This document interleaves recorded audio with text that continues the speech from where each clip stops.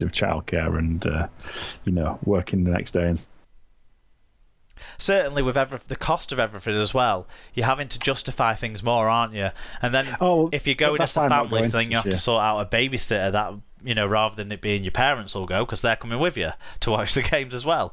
Then you're starting to think, well, I have to pay for a babysitter and I have to pay for them to do an overnight now because I'm not going to be back until overnight. It's totally understandable. Yeah. Oh, yeah. I think everyone's having to pick and choose, events this year. I did Wembley, so I won't be doing Magic Weekend. That was the choice I made. So that's just the way that it is. Yeah. We asked people if they wanted to give us some general rugby league rants. We got a couple in. Do you want to give us the first one of those? Yeah, so Tom Andrews back in touch again said, why wasn't more made about Saints fielding reserve team against Cass? Still grates me now, basically gifting Cass 2 points. Surely it brings the league into disrepute. It's within the rules. I think if this had happened at the end of the season and one of the teams was going for something, either like, top 6 or avoid relegation or something, more would be made of it at that point, wouldn't it? But because it happened so early in the season, so little has been made of it. But I suppose if Hull KR, for example, because Tom's the person who's made the point, miss out on the playoffs to Cass by 2 points, then it would become a conversation again, wouldn't it? And maybe not so much is being made of it because it happened at what feels like an inconsequential time in the season, even though arguably all the season's consequential. And also, it's something that's happened before. So I don't know. Maybe it was just it's Saints doing Saints things again. Well, we've seen lots of teams play weakened teams either just before or just after cup finals, haven't we? Going back a long time. Yeah, and it boils down to perceived fixture congestion, but I think it's the issue with this one is the way that effectively it wasn't just rotating the squad, was it? It was basically we just chucking the under-19s in.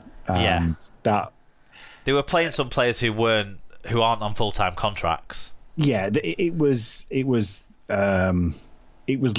legal but borderline unethical in terms of selection, you would say. Because the one thing I didn't actually talk about was I noticed that in terms of the players who played in that match, some of them were named in the squad to play because they were playing Bradford like 4 days afterwards. Now, I don't know if any of those players actually played in that match, but I don't know why the reserves or you kind of under-19s deserve to get treated different, that way when you compare them to your full-time professionals. You would say that the under-19s and reserves games don't have the same intensity to them as a Super League game, so... But that's because their bodies are not capable of doing that on a regular basis. Yeah. They still deserve to be treated with the same respect of not being named in the same squad for 2 games, 4 days apart, in the sense of, No, of course, playing as the first team and then playing the reserves. And Saints were building towards the cup semi-final, but also it was the way it fell, I suppose, with in between all of the bits of goings on. And with the intense Easter game that they would have that other teams wouldn't have, as well as throwing in cup quarter and semi-finals around that period of time. So, that's sort of the understanding of why it happened. Yeah. One thing I would say is Cass then lost a game they would be expected to win against the team that just won the cup final, because every single time it feels, twice in the last 11 years or something, the team after the cup, a team that won the cup finals won the week after. So it does swing back around, doesn't it, that they then lost a game that they should have won after winning a game that you would normally expect them to lose. I guess so. I think the central point about the way that you manage your resources is a fair point, and I would much rather you. It's right to manage the load on individual players. That's absolutely right. But I would rather, at times of intensity like Easter, Challenge Cup kind of rounds after round, I'd rather you took a more balanced approach in terms of managing the load of players individually, so that if a Makinson's taking the game off, then Percival plays and vice versa. Do you know what I mean? I know what you mean. Or I think we sort of saw Wigan, didn't we, do a bit of a resting some players for the Huddersfield game. We saw the same from Huddersfield as well, actually, when they played each other the week after the semi-finals, and there was a bit of more of a mix, wasn't it? Kind of Wigan almost changed their back line but kept their first choice front row, so they did have some experience in some of the positions, and we've seen Wigan before when they used to not like playing the first team at Widnes because they were worried about injuries on that pitch, and the old pitch at Widnes, the first like artificial one, and you'd see they'd change basically any players who would rely on kind of quick step-in footwork type stuff. So you got a lot of young players getting the first goes in like skill positions and pivot positions and that sort of stuff. But you weren't changing the whole team. You were changing 5 positions in the team, and then everyone else would be first choice still. So I suppose then if you wanted, then you could back it up the next week by using your experienced backs, but bringing in a few kids in the forwards, and then kind of do your rotation over a 2-week span rather than in one game. I do think there's an argument for mandating a level of maybe your first 25 in your squad or something, so that you have to play a certain number within your top 25. Yeah, because certainly when you've got players who aren't on full-time contracts, who best will in the world aren't going to make it. Because there's players in that St. Helens side, we talked about it at the time, that aren't going to make it, but they played in Super League. It's true, yeah, it's true. So I suppose, maybe more could and should have been made of it, and I think, like I say, possibly more might, depending on how things pan out at the end of the year. David Hunter got in touch on it with a general rugby league rant. His was, when will the Super League force players to play the ball with their foot? The roll of the ball is a bad look, and at international level they are going to get penalised. It's one of those things that seems to come in and out of fashion, isn't it? The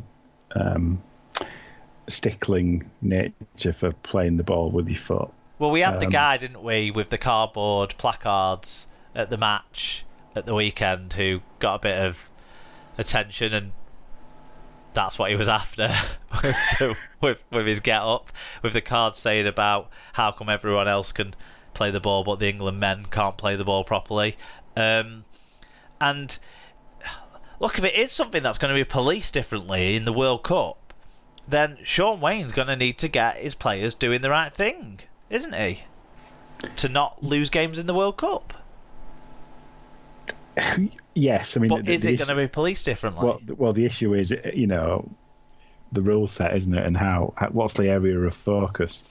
I'd be surprised if it becomes an area of focus in the World Cup, to be honest. But yeah, I mean, the ball should go into the middle of the scrum as well, and all kinds of stuff. Well, personally, one thing I've never really gotten to, that I can't remember having getting too het up about, is the play the ball thing. Because is it really that much of a difference? Does it fundamentally change anything that they roll it rather than put the foot on it? The one thing I do think is something that needs to be continually looked at is you have to be getting your feet. I think if you're basically putting the ball on the ground and basically chucking it backwards and then kind of falling forwards as rather than trying to play it quickly. But our current interpretations in Super League have got rid of that, haven't they? That's a knock on every time. Yeah, often, sometimes it looks like it should be a penalty and it's still a knock on. I don't really. It's not something I really look at, to be honest. It's one of those technical areas of the rules that I kind of think is. I don't know. I don't think it really impacts the game. No. In terms of either positively or negatively, so I don't really care about it. But I understand if it's something you see, it's going to piss you off every game. I mean, I see it, I spot it, but yeah, no, but you can see it and then you see it, isn't it? It's noticeable the players that do play it properly in Super League versus the ones that don't. Whereas in the NRL, most of them play it quote unquote properly, but. I don't think there's any. I don't think rolling it and stepping over it gives you any advantage or not. I don't think so either. But I don't know because enough balls are knocked on at dummy half anyway from being rolled too fast back at people, or you go to roll it and you lose control because you're not putting it down, you're not placing it down and then playing it with your foot. Yeah. Anyway, let's move on. Tom Andrews wants to talk about reports that Josh Reynolds is leaving Hull FC with immediate effect. Well, so actually, just to clarify that, it's been confirmed, hasn't it? Okay. Right. So Brett Hodgson has confirmed that marquee halfback Josh Reynolds is set to leave the club with immediate effect. They're just waiting to finalise agreements with his representatives over that immediate release. Yeah. Okay, so Tom says $500,000 over 2 years to drink the piss, take the piss, then piss off. One try assist and the most missed tackles. I, for one, thought FC should have extended his contract. Well, they did have the option to, so it's not worked out, has it? No, but it's unusual to leave with immediate effect, isn't it? And to what end are they doing that for? Like, are they... I haven't seen any rumours or suggestions that they've got an immediate replacement coming in, but that doesn't necessarily mean that one isn't happening, because one of the other news stories to get to is that Castleford have confirmed the signing of Alex Mellor from Leeds on a 2.5-year deal. So he's made that move immediately as well, from Leeds to Cass. And not that Cass have got any halfbacks to throw around and throw away, but it's fairly common knowledge that Jake Truman's going to be at Hull FC next year. Could they be making a play to get him early? Maybe. I don't know the impact of salary cap. No. In terms of if they come to some kind of financial arrangement, does it lessen the impact on the cap? That's a very good point. I don't know either. But in terms of his playing legacy, I mean, I was talking to Sarah in the week about how FC have not got a great record of picking halfbacks, and that's been kind. Yeah, I was amazed he was a marquee player. Absolutely amazed.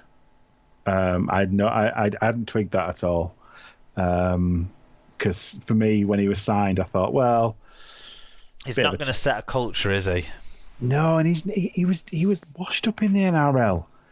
You were not taking him from anybody that bloody wanted him. Yeah.